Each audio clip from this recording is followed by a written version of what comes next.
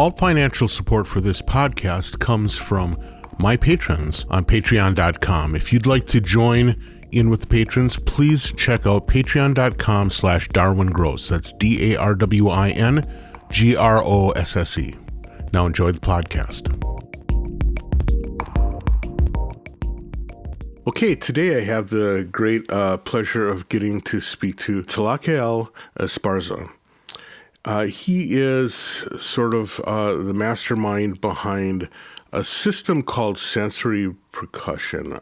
My friend Dave Hill turned me on to what he was doing. Dave's a drummer, and he started, one day we're talking, and he started gibbering on about how he's got a completely new approach to how he's attacking the drums, and he's having so much fun, and it's all this. And I took a look at it, and I found it very intriguing. And so he kind of set up this discussion, and so now we get a chance to talk. So with that, let me stop talking. Let's start talking about the system. Hey man, how's it going? Great. Yeah, thanks so much for having me on. I've been a big fan for a couple years now. Oh, that's great. Thank you. Had a chance to visit the Ableton offices in Berlin and hang out with a bunch of their engineers, and they turned me on to it. And it's an honor to be, included on this among some of the amazing guests you've had. So thank you. I really appreciate that. That's cool. So let's start off, first of all. So the company that you run is it called Sunhouse? Yeah. Yeah, okay. And Sunhouse produces something called sensory percussion. Now, when it was first introduced, I was like, okay, that sounds like something like goat yoga or something. It sounds more like a technique than a product. But when I checked out the website, I got a quick introduction into what you're doing, which is a unique sensing system for drums. So why don't I have you, I'm sure that you've got a good couple minute pitch for what you call it. So let me have you make the quick explanation. Sure. Yeah, I'll do my best. It's changed and evolved over the years. When we first came up with this, we didn't really have any very good language to talk about it. And It's been something we've worked on quite a bit because, it's hard to describe musical things with language. It's a skill for sure. And this kind of intersection of technology and music and instruments, there's a lot of language that's been used up. Let me put it that way. Yeah, right. So essentially what it is, we make a sensor that attaches to the side of a typical drum set drum with a rim. And the pickup is just designed to get a very clean, clear audio signal from the drum. And we sense the movement of the drum head directly and vibrations from the rim. So it's essentially a microphone, but it's a very kind of close mic designed to isolate the drum. So you could imagine it's direct parallel to electric guitar string and guitar pickup. So the guitar string doesn't necessarily need to produce that much sound, but the pickup senses the movement of the string. So that's the sensor part. And it's really just to get that clean analog audio signal into the computer. And from there, what we really do and what we really spend a lot of our time doing is designing software that can interpret and understand the nuances of that single signal coming in. So the way a drum sounds when you hit it, to allow you to use that to control essentially whatever computer processes you want. And so, our software, really what it's doing is it's reverse engineering drumming through the audio signal using various machine learning and music information retrieval techniques on audio processing. So what that allows us to do is turn actual drumming, the technique of drumming, this kind of thing that is built into our bodies and this relationship between our bodies and these vibrating instruments, turn that into a control signal that you can then use to power complex sampling, effects controls, any parameter controls, send out complex MIDI messages, control lighting, do all these kind of things. And our software is really designed to allow you to do these things easily. And so just some specifics on what the system capabilities, we can take a single drum and break up the drum into 10 independent timbre zones. So if you're familiar with drum triggers, you get, with a basic drum trigger, you get just some velocity sensing and it's a single kind of message.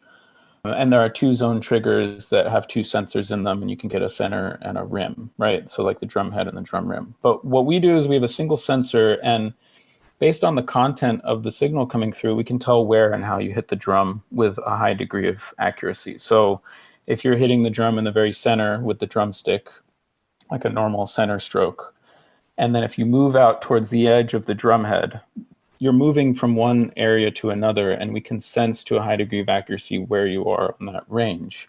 And so we can tell the difference between hitting the drum in the center with the drumstick tip or doing a stick shot right in the center, because they produce a different timbral response.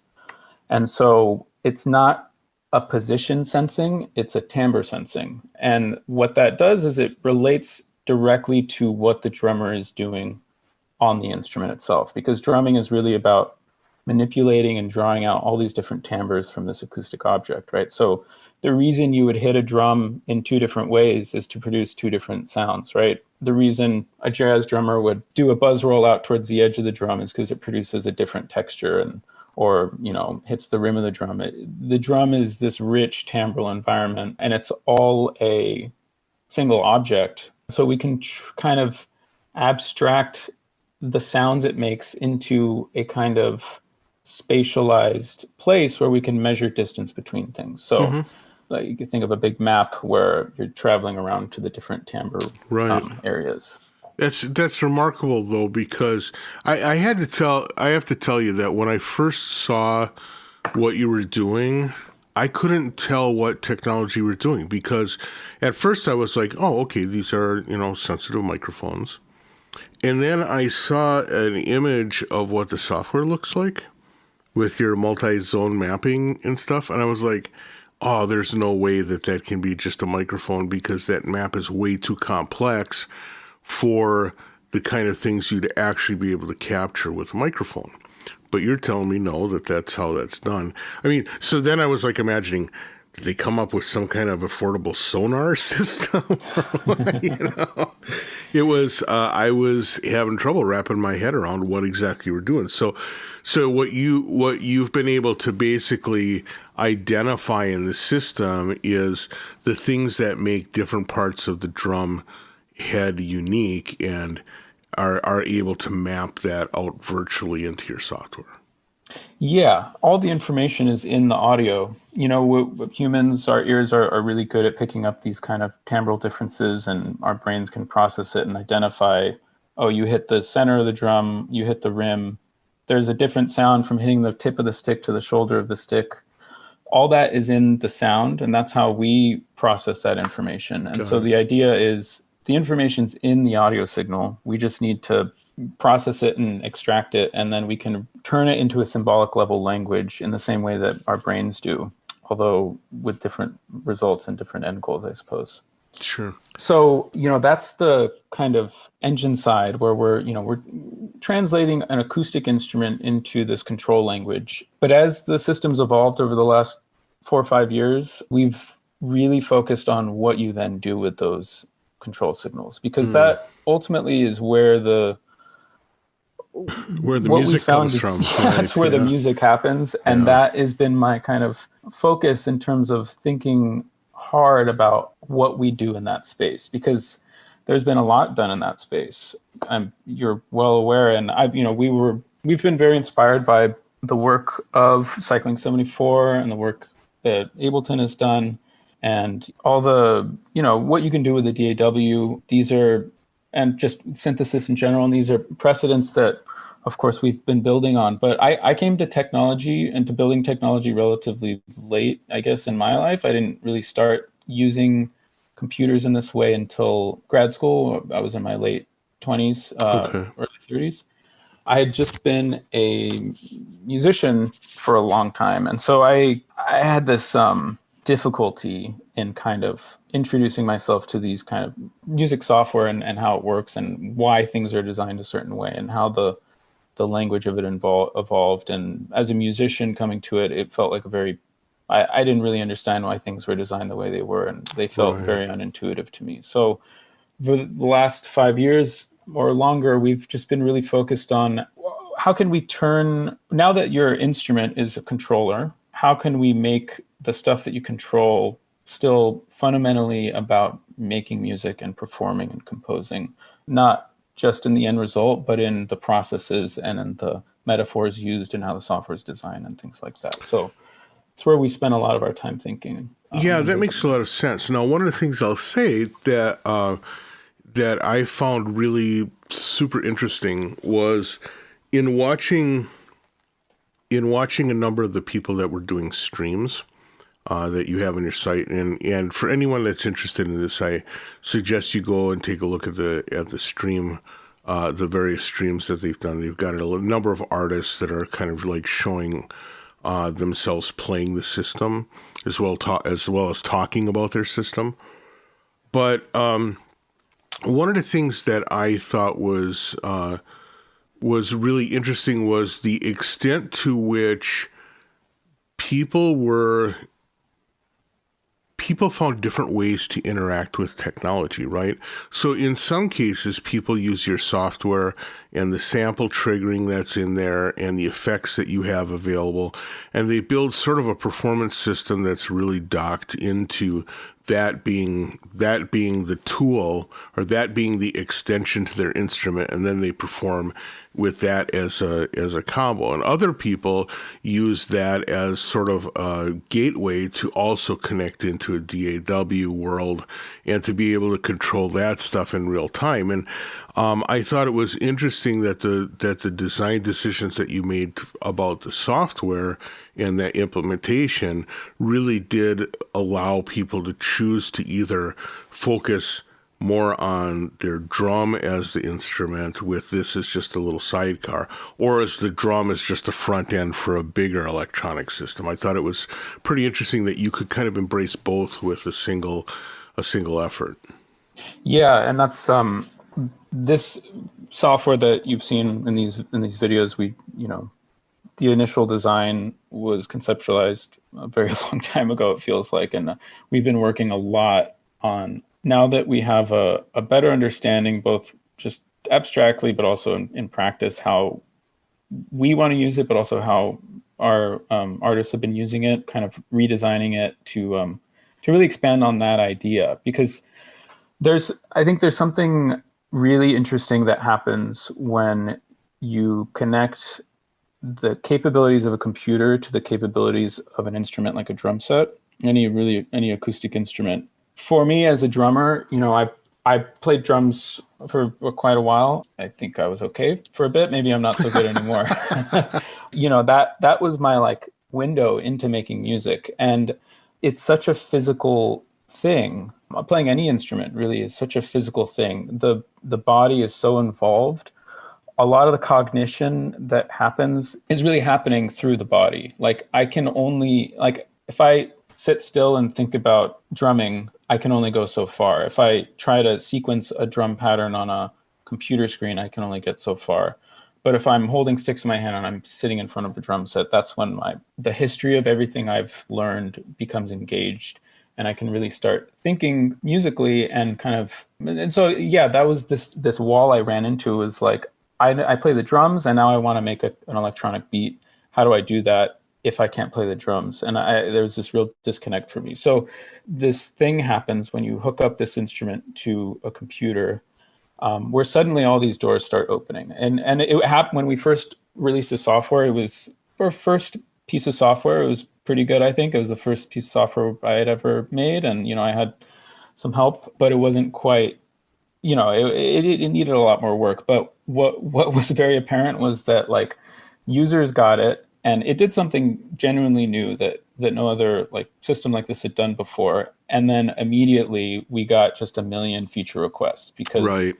it was like, oh, now that I can do this, I want to do a million other things with this. Now that I can use my body to play the computer, now I have a million ideas. And so it just, when you unlock that door, then people's individuality comes out, because you're tapping into you're not forcing them onto tracks of a kind of a pre-designed system that is expecting you to think about music in a particular way.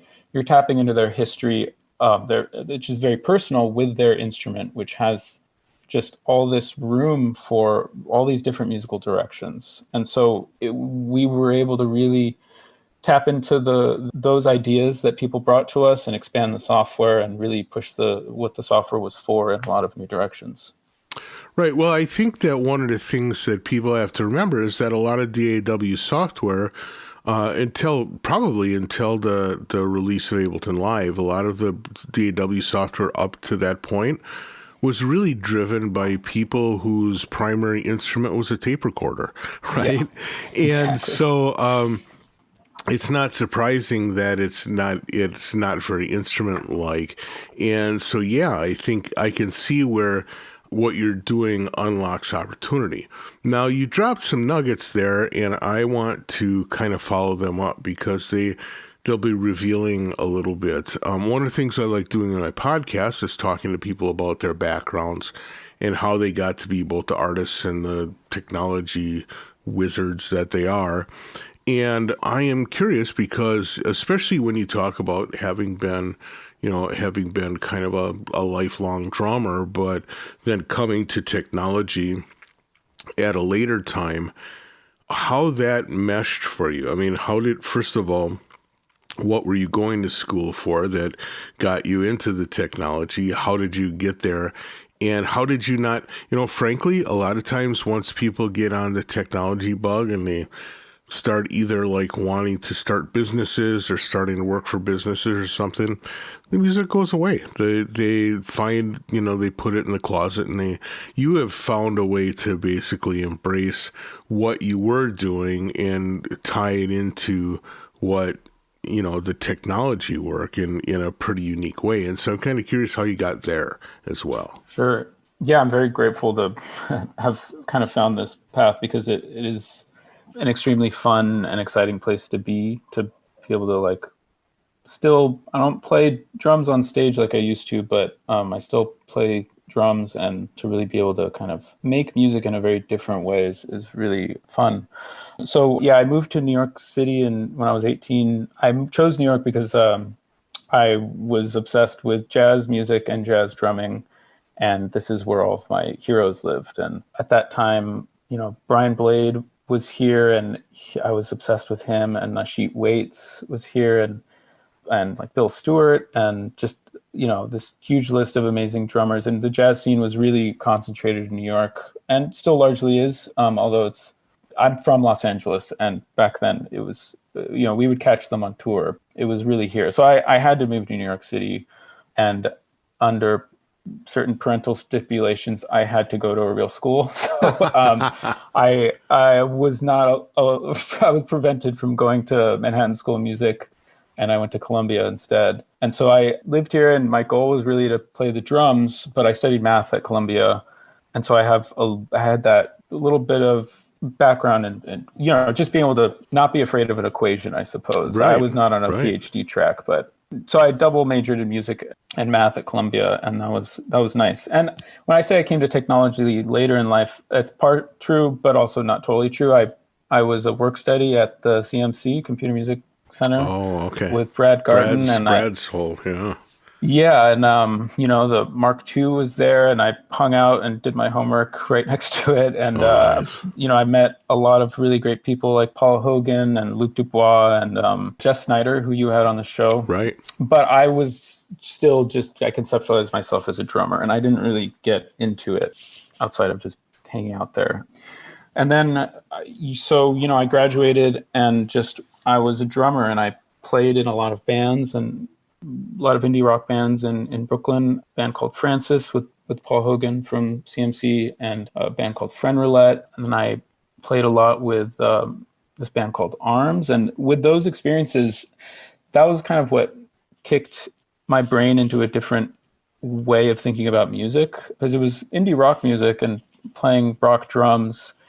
The history of that genre is so tied into the music studio and into the way drums sound amplified and against other amplified instruments. Right. The way they sound when recorded through microphones and mixed and compressed. And it's so much more there's so much more of a feedback loop between the studio art and the performance art side of things. And so I really started thinking about what that meant for how I approach the drums as an instrument. And then, made a lot of records in recording studios and kind of started piquing my interest. And then I got really into electronic music. I had a really amazing opportunity to play a few shows with Nicholas Jarre, who's an incredible electronic musician, and with my really great and longtime friend Dave Harrington, who's an amazing guitarist. That is when I started really listening to electronic music and hearing how much of all the musical language that I had really kind of valued in jazz drumming, all of the nuance of sound and phrasing and articulation could be translated and expressed through electronic sound in really interesting ways. And so it's like I was hearing drumming, but there was no drummer. And I was hearing the kind of textural control that someone like Nasheet Waits would be able to wield, but I was hearing it through samples and effects and manipulations of those things. And I started getting really jealous of like, I hear these musical concepts and these ideas and I can feel them on the drums, but they sound totally different. And the ability to manipulate the frequency range in that way is it's extremely powerful, that like to be able to produce subs and highs at will at those frequency ranges that you can do with the synthesizer with samples and effects is a really powerful tool to tap into. Like, it just elicits these emotional responses in people because it's powerful, but as a player, so one of the things that was really jarring for me when I first started watching people playing your system is because your system really kind of works around drums. It was really odd to see people with a system layout where it was like several drums, but they'd be playing the drums and cymbal sounds would be coming out of them. Yeah. Or extraordinarily like really sound designerly stuff would be coming out of the drum. And it was just like really jarring at first to see someone like hitting a floor tom and hearing a hi-hat, for example, like an 808 hi-hat. Yeah. How long does it take to even like incorporate that into the feel of your playing? As a viewer, it's kind of jarring. I'm wondering though, as a player, how long does it take to make the adjustment to where that feels right? That's been a really fun aspect of bringing this out into the public, is to see that happen in real time and to see the expressions of drummers when they sit down on it for the first time. So, we've done a lot of trade shows. We've done NAMM many times. We did Moogfest many, many times. And, we'd have a live setup and anybody could come sit down and try it. And it's amazing that this is really why I felt this system was compelling enough to really dedicate a lot of, basically all of my time to, is because there's the computer there and it's potentially the software, we're working on making it easier to use and more powerful and do other things. But when you sit down on it the first time, you don't look at the computer and you're just sitting at the drums and playing. And the experience is this strange, it depends what kind of drummer you are. If you're like very kind of well-versed in improvisation, maybe you're a jazz drummer, maybe you just are focused, or you're a producer and you're already focused on sounds, there's almost no time that needed to like make the jump, because they're so used to manipulating sound and to playing the drums in a way where they can kind of at will kind of refashion the way they are kind of approaching the instrument, because that's that improvisational skill, right? To be able to kind of like feel that you can move freely around the instrument, exploring sounds and doing these things. And it literally takes a few seconds to like, oh, this sound is here, this is there, and then they're just playing. And it's like this instant thing of like, you are making a beat that would take someone at least several hours to produce with any other system, and you are just playing it on the spot. And there are who knows how many knobs turning and automations happening and hundreds of samples being triggered in different combinations with different velocities, and all of this extremely complex output is being produced instantly because you know how to play the drums already. Right. And that was that's really why it's a compelling system, and why I don't feel like I'm boasting to say that just because it's the instrument itself. And that's really what our goal was to say it's still the drums, but now the drums can be sound like whatever you want, basically. Well, And that's so, interesting because you're able to find a way to sort of like jump that interface. I'm a guitarist. I was a guitarist for most of my life. And boy, talk about something that hasn't made that jump is guitar synth connections, right? yeah, You know, some people do some things where it's a really tight connection to the synth, but it doesn't play like a guitar. So none of your guitar feel really works. There's other people who basically say, just play the guitar and we'll turn it into a synth. And you have like, you can play the guitar, but it sounds like, you know, like crap. And they just haven't been able to jump that. What it does seem like is that you've kind of found a way to allow for the subtlety of playing. And it's funny because a lot of the people that I saw using your system also have something like a Roland SPD, you know, because it has a particular way of interacting with samples. yeah, And so they'll has its use place, that. for sure. I noticed that in some of your setup articles, it's like, well, you can use regular drums and kind of blend the acoustic sound, or you can use a mesh drum, which I don't know how does the microphone pick up anything off of a mesh drum, but Well, yeah, that's the electric guitar equivalent. Right? okay, So all there's no right, sounding board. It's not pushing air, but it's moving a piece of metal that we can sense. I see, okay, oh, got it, all right. But in any case, you know, there's just like different ways of approaching how you integrate these things in. It's really interesting to see how many different ways there are because you work directly with an existing drum. It's interesting to see the different ways that people can integrate this into their playing. I Yeah, thought that was pretty impressive. thanks. What I also see is that oftentimes the people that were using your system, they'll have this beautiful drum kit on a beautiful rack. They'll have maybe their SPD, which they've had for a long time, is on a arm that comes over and is in the right spot. And then the computer is like sitting on a chair next to them because there's sort of like, it's almost like I don't even want to think about there being a computer as part of this. I'm a drummer. I'm playing drums. Don't make me have to think about the computer, right? And again, it's kind of interesting to see that really happens for people. They're playing, and even though there is a lot happening in the software, because of this zone mapping that you do, it's all controlled by the location and the way that they hit the drum instead of manipulation of the software. And I think that's really powerful. Yeah, it is. There's so much information in the music, in the act of playing the drums. There's, you know, the velocity, which is the one thing we've been able to measure for a long time, right?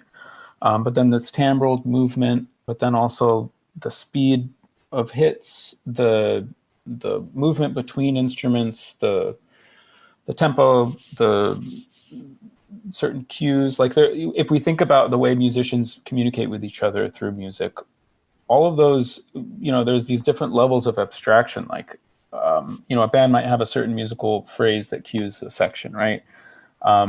There's so much room to grow when it comes to computers understanding what musicians do and how they communicate with each other that would enable software to play this role, this more supportive role of like listening, and to allow musicians to really integrate their musical ideas into their workflows on a computer. And that's really where we want to go farther, is like, how can we really integrate? So we think about the way a musician makes music and plays with other musicians without technology in mind. What are the tools, the metaphors, the language, the actual actions that occur in those levels of communication? You know, it's everything from the way you're hitting your instrument to the agreed upon number of bars or cues or just feeling or texture that is kind of communicated between people. And there's just a lot of room to grow here in terms of like creating software that really responds in this way, in this intuitive way to a musician. Not everybody, when they sit down, feels comfortable on the kit. Oh, I'll bet. There are drummers who are extremely used to having cymbals and they play a certain Right. way. And it's like pulling the rug right from out of under them if they're not ready for that kind of different approach. Now we can make the drums sound like a normal drum set. That's not really where our interests Yeah. lie. But Well, I mean, there's use for that. But I would imagine for some people, it's almost better if they're like if they have that kind of a hang up is to just do something completely different. Like say, hey, we're just going to put 2 mesh drums. You're not going to have a kick. You're not going to have anything. Just play on these. It's like think of it as a totally different instrument that just happens to use sticks as the interface. Maybe, yeah. you know. Yeah, and those drummers who maybe are more, they want that classic drum set. They often will incorporate mesh drums into their normal kit I see. as like Right, an right. extra thing, kind of like the way you would put an SPDS. Right. Got it.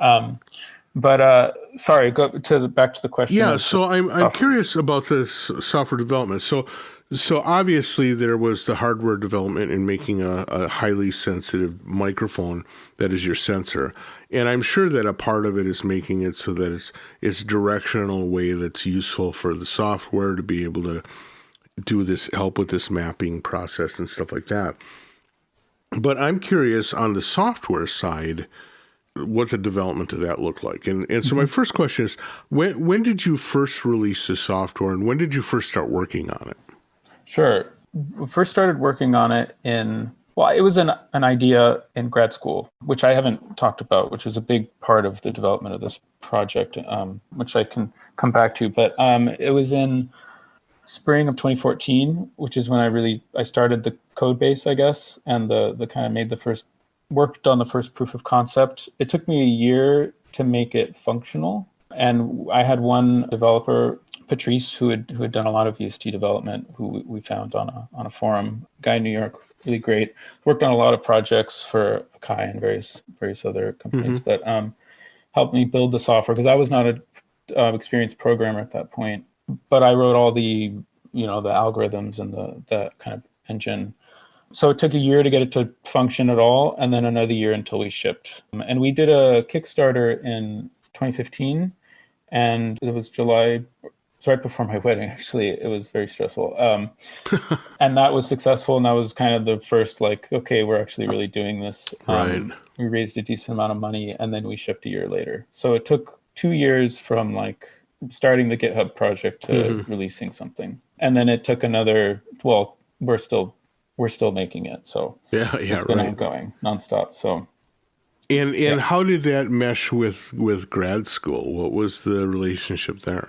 Yeah. Well, so, after the indie rock bubble burst, sometime around, I don't know, 2010 or so, I didn't know what I was doing. I went to Mexico for a couple months and just tried to figure out what I was doing next, and came back and had some part-time jobs. And I was like, I should just go to grad school. And so I applied to NYU's music technology program at Steinhardt. Okay. I really didn't know what I was doing when I applied. I didn't know why or what I had wanted to do. I thought it was going to be recording technology, which you can do there.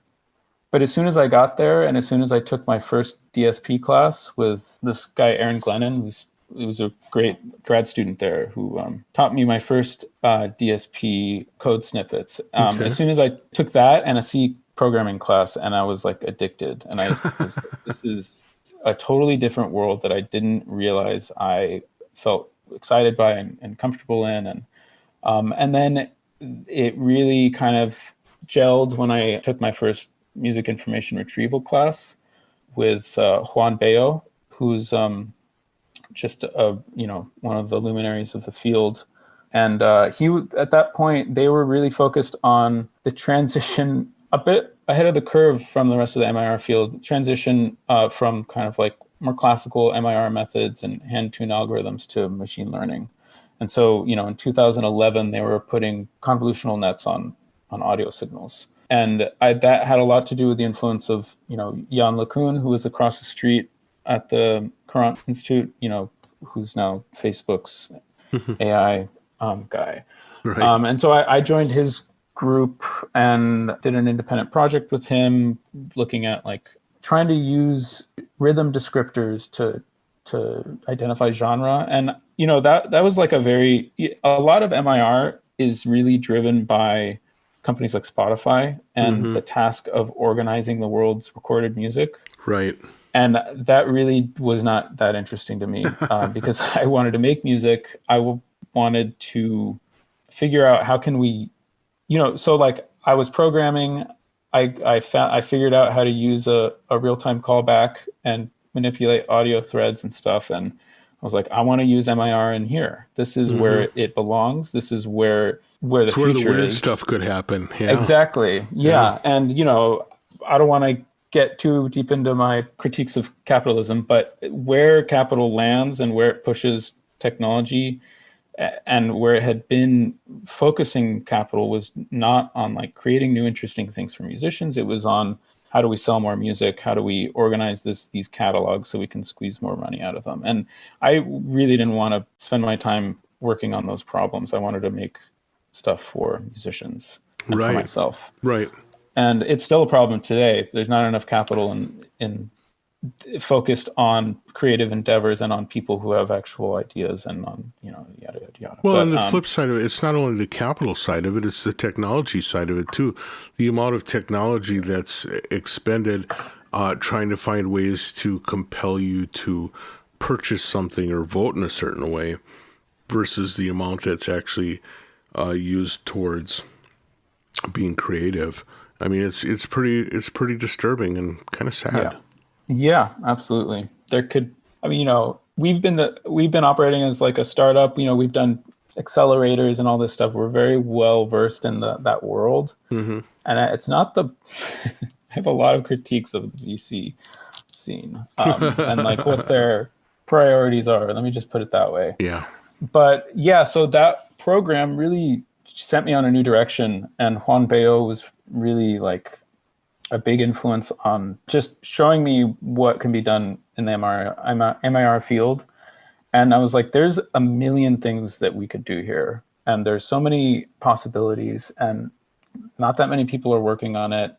And more people should be working on it. There needs to be there could really be a lot of interesting things that could be done if we can get more people interested and focused on pushing this direction to a new place. Because if you look at the VC world and what their conception of music technology is and the future of music, like there's so many fluff pieces and just bullshit, excuse my language, articles about music AI replacing musicians and giving record deals to a new music AI, and this music AI composed this pop song, and this kind of very thin understanding of AI and machine learning, but fundamentally thin understanding of music and its place in society and culture and what it's for, and the fact that it is a fundamentally human thing that we will always need. They can try as hard as they want to create a dystopia, but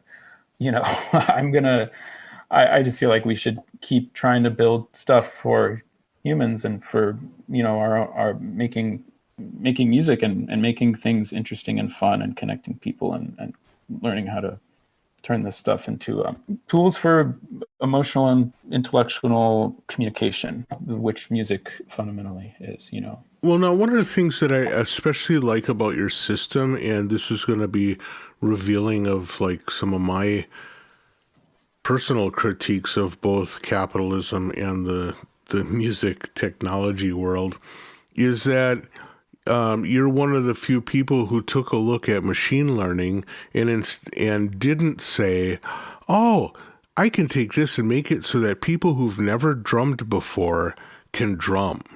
Yeah. Right? Instead, what you did instead, what you did was you said, hey, we can take people who are really good at their instrument and expand the things that they can do with their instrument. And I have to really appreciate that. And of course, as you can imagine, coming from Cycling 74, sort of like this idea of not just totally being beginner focused is something that maybe is too dear to my heart.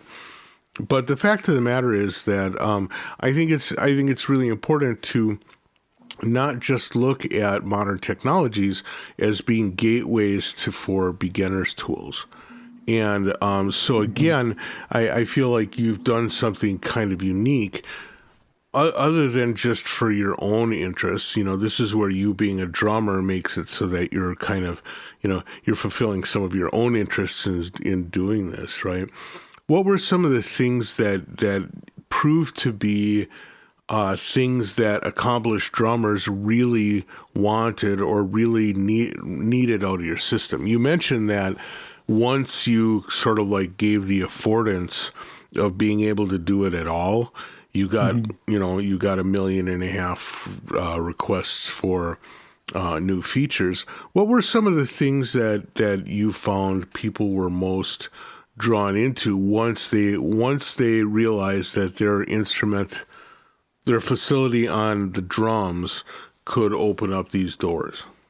Yeah. Well, first of all, thank you for that comment, because that is a big part of our pitch, actually. And it's something that we've been very intentional about building stuff for. Just a quick aside, there's a lot of music software that's, designed for audio engineers that is complicated to use, that if you're good at thinking in that way, you can use Macs and build whatever you want. I was not good in that way. And then there's a bunch of stuff that says, if you have never touched an instrument and you don't know what you're doing, try this out. It might be fun. And there's a lot. And then there's just, for musicians who are very skilled, there's almost nothing. And so there's this huge gap that we are hoping to work towards filling. So it's a core part of like what we are doing. And so I appreciate the comment. It's been really interesting what drummers have asked for, because I'm not sure there's a way to like summarize it in any way, because it's all very specific and all very, like, for instance, Ian Chang, he's been a close friend of mine for a long time, and he was one of the first beta testers of the software. He's the one, I don't know if you've seen the YouTube video where he's on stage and there's these lights and he's controlling the lights and the projection stuff. Incredible. I've known him for a really long time, and he plays the drums like I wish I could play the drums. He was one of the first to have a bunch of requests, and it was things like, I want to be able to put samples in a sequence and sequence through them, and or randomize them. And so that was like, oh yeah, we definitely need to add that. That sounds cool. And it was just a bunch of little things like that. Mason Self, who does a lot of work with modulars and sensory percussion, modular synths, had a lot of feature requests around like MIDI output and like little things. But I think it's been really interesting working with jazz drummers, because they don't have a lot of specific feature requests, like I need this thing so I can do this thing. They run into musical problems with the software. They're like, I have this musical idea, I'm trying to accomplish this idea, and the software can't do it. And so then we're like, how did we build this limitation into the software, that with this musical idea that conceptually makes sense and is simple from a musical perspective, the only way to accomplish it in our software is through some complex, hacky connection of a bunch of stuff. And it's like, this is a problem with the design of the software, right? So like that has been one of the more important kind of feature requests that haven't been actual requests, but just like realizing that if the UX and the design of the software and the audio engine is not designed around musical goals, then in order to accomplish those musical goals, you have to go through all these complex routing and all this stuff. And if we focus on how do we design it so that the musical goals are centered, then using the software to do musical things becomes simple, even though it might not look anything like any other piece of software. And so that's not true of this current version that's out, but I'm not announcing anything right now, but we are working on a new version that kind of incorporates a lot of these ideas. So it's like, if a musician has an idea and they can't do it easily in the software, then that's a problem to me. And so that a lot of the additions to the software to allow people to accomplish musical ideas. So that's like, dealing with chord changes, dealing with melody on the drums, allowing you to move in between. So like people started performing with it, and when you go to the next kit, the audio engine would stop and then it would start again. And there would be this. And so people were like using reverb pedals to get around it. And I was like, I have to fix this, right? So like things like that, like people are actually performing with this, and there's like a click when you go to the next thing. So I mean, there's like some basic stuff like that, but the more interesting ones to me is like there are musical goals that make sense and that are expressible as musical ideas, easily expressible as music ideas, but are not expressible through the software in any kind of easy way. Right. And the only way to do it is by hacking it. And so Sure. that's kind of it's really driven our redesigns. Interesting. Man, we unfortunately are already out of time because I had a bunch of additional questions, like how you actually accomplish some of the things you do. Again, watching people play this thing and seeing sort of like the lack of latency and all this stuff, it's clearly tweaked to the limits. And so It's a negotiation. Yeah, I bet it is. I'll bet it is. Before we go, I'm just wondering if you could, for people, so I have a feeling that among my listeners, there's going to be quite a few people for whom this is kind of new, and I want to get them looking at it in a useful way. When you introduce people to the sensory drum system, who do you point them at from an artist standpoint? Oh, when I'm like telling someone to if you're saying, hey, watch this person do it, right? Sure. Well, there's a few different directions. So like I mentioned a few already. Ian Chang is like a power user, and he does really amazing stuff. And he's written 2 records now using the system that are both incredible. Mason Self does a lot of really interesting and beautiful but complicated stuff connecting it to modulars, and he's a fantastic drummer. Destin Johnson does like some of the most fun performances, remixing songs and kind of like DJing behind the drums, where he can like do a seamless set of like, you know, like hip hop and pop, but like manipulating samples like a MPC kind of thing, but then also like using sensory to get really nuanced sounds out of the drums. So he's playing the drum beats while he's doing the MPC stuff. It's really fun to watch.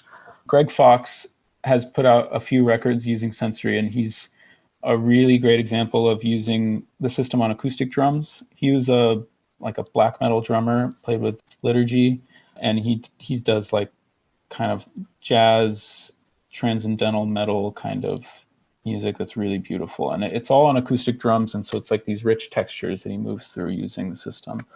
Eli Kessler is another incredible artist who does kind of a similar thing, but it's much more kind of delicate and composed. And he used the system with Winiotrix on their last tour, and that was really, really fun to watch. Oh, wow. There's Val Gentil, who's a Brooklyn drummer who's she does really amazing kind of like more, what would you call it? She uses more like hand drum sounds and like synth sounds and kind of more, I don't know how you describe it, but it's all very improvisatory, very, very beautiful. She's done some performances with the system, and there's some videos of her on our Instagram. I could keep going on and on. There's a lot. But that gives us some good touch points for people to not only get names and stuff off your website, but also kind of tap into some of your favorites as well.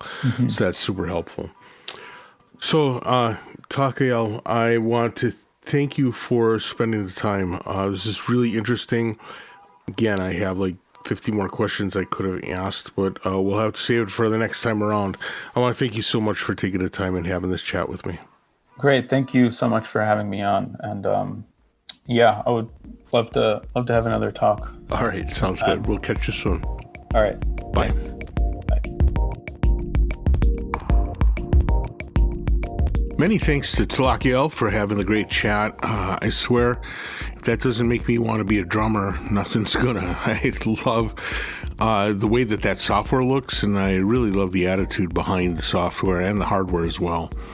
Really looking forward to getting a chance to get my hands on that. If you're interested in more information about the sensory percussion thing, you can look at Sunhouse. That's sunhou.se. on the internet. We also have a little extra interview that's over on the Patreon site. If you're a $5 a month contributor or greater, you'll have access to that as well. In the meantime, I want to thank you for listening. Thank you for sharing. Ask that if you have the opportunity, you continue to share this with friends, family, your enemies, whatever. And if you have any questions, comments, or concerns, drop me a line, ddg@cycling74.com, darwin.gross@gmail.com, or ddg@20objects.com. They all get to me. With that, we will catch you next time around. Bye.